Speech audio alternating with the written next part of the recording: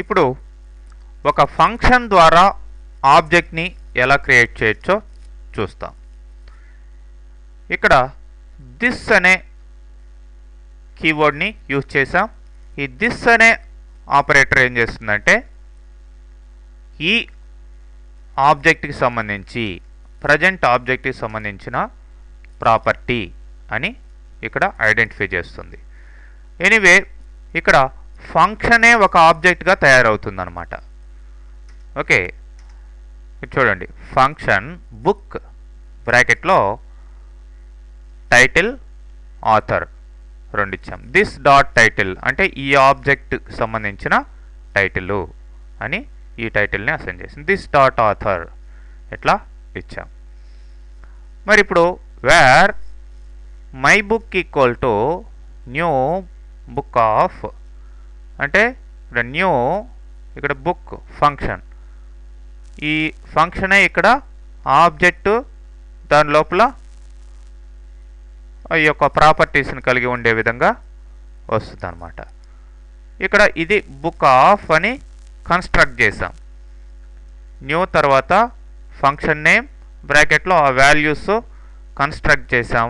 So ఈ యొక్క values దీనికి ఇనిషియలైజ్ అవుతాయి మై బుక్ అనే దానికి. మై బుక్ అనేది ఇప్పుడు ఆబ్జెక్టు. సో మరి object dot title object dot author అట్లా డిస్ప్లే అవుతాయి. సేమ్ ప్రీవియస్ లాంటి రిజల్టే మనకి రావడం జరుగుతుంది. చూడండి,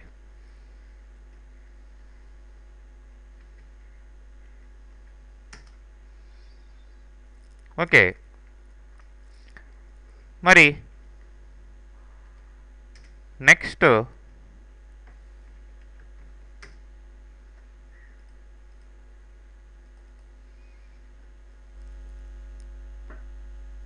ఒక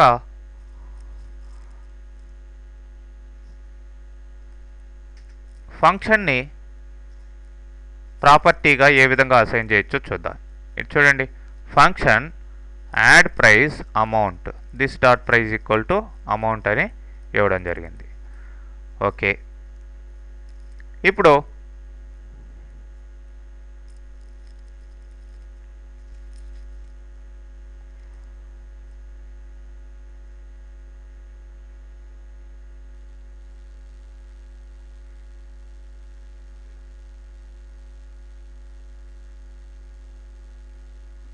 దీన్ని రిజల్ట్ చూద్దాం ఫస్ట్.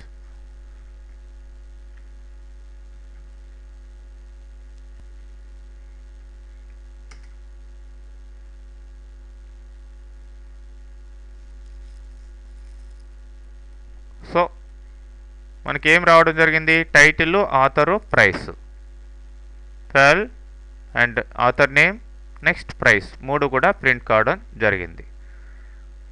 మరి చూడండి, ఈ యొక్క ఫంక్షన్ని ఇక్కడ బుక్ అనే ఫంక్షన్ లోపల మళ్ళీ ఒక ప్రాపర్టీగా అసైన్ చేస్తున్నాం.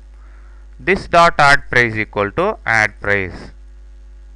ఇక్కడ ఈ ఫంక్షన్ ఏమైంది? ఇక్కడ ప్రాపర్టీగా అసైన్ చేయబడుతుంది.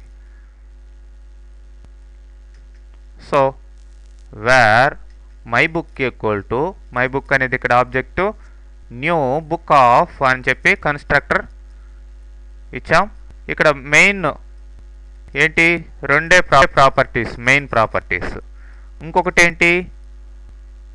మెథడ్ యాడ్ ప్రైస్ అనేది. యాడ్ ప్రైస్ ద్వారానే యాడ్ ప్రైస్ మెథడ్ని కాల్ చేసి ఈ యొక్క ప్రైస్ని మనం అసైన్ చేయాలి. కాబట్టి my book dot add price of 100. So ఈ రెండు డైరెక్ట్ ప్రాపర్టీసు, ఇది ఇండైరెక్ట్గా మెథడ్ ద్వారా లేదంటే ఫంక్షన్ ద్వారా వచ్చిన ప్రాపర్టీ ప్రైస్ అనేది. ఎనీవే ఇక్కడ చూసినట్లయితే my book dot title author price అని ఇస్తే ఆ మూడు వాల్యూస్ కూడా ప్రింట్ అవుతాయి. ఓకే, నెక్స్ట్ మనం విత్ ఆపరేటర్ ఎలా వర్క్ అవుతుందో చూద్దాం. సో సేమ్ ప్రీవియస్ ఎగ్జాంపుల్ లాగానే, బట్ ఇక్కడ విత్ దిస్ అని ఇచ్చాం.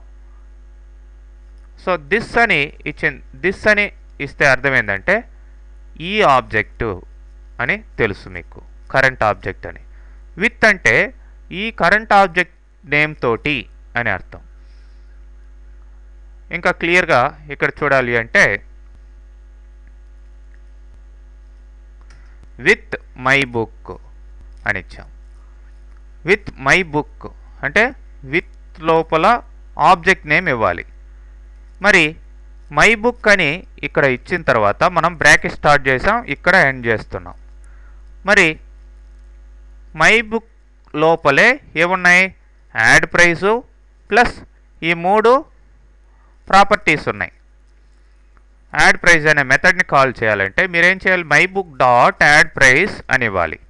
మరి మై బుక్ అని పైన విత్ లోపల ఇచ్చేసాం కాబట్టి ఇక్కడ ప్రతిసారి my book dot add price, my book dot title, my book dot author, my book dot price అని ఇవ్వక్కర్లేదు.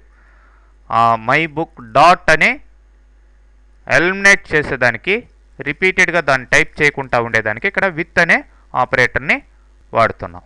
విత్ అని ఆబ్జెక్ట్ నేమ్ బ్రాకెట్లో ఇచ్చినట్లయితే దాని తర్వాత మీరు ఆ ఆబ్జెక్ట్లో ఉన్న ప్రాపర్టీస్ని లేదంటే మెథడ్స్ని మీరు ఆ పీరియడ్ అంటే ఆబ్జెక్ట్ డాట్ అని వాడుకుంటా డైరెక్ట్గా వాడచ్చు అన్నమాట. అది ఇక్కడ దీని యొక్క రిజల్ట్ చూసినట్లయితే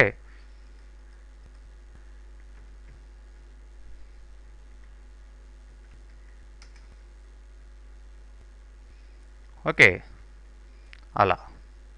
సో ఈ విధంగా యూజర్ డిఫైన్డ్ ఆబ్జెక్ట్స్ మనం క్రియేట్ చేసుకోవచ్చు. నెక్స్ట్ కమింగ్ సెషన్స్లో మనం బిల్ట్-ఇన్ ఆబ్జెక్ట్స్ లేదంటే ఇంట్రిన్సిక్ ఆబ్జెక్ట్స్ ఎలా ఉన్నాయో, ఆల్రెడీ ఎగ్జిస్ట్ అయి ఉన్న ఆబ్జెక్ట్స్ ఎలా ఉన్నాయో చూద్దాం. అంటే నంబర్, స్ట్రింగ్, అవి వాటికి సంబంధించిన ప్రాపర్టీస్, మెథడ్స్ ఎలా వర్క్ అవుతాయో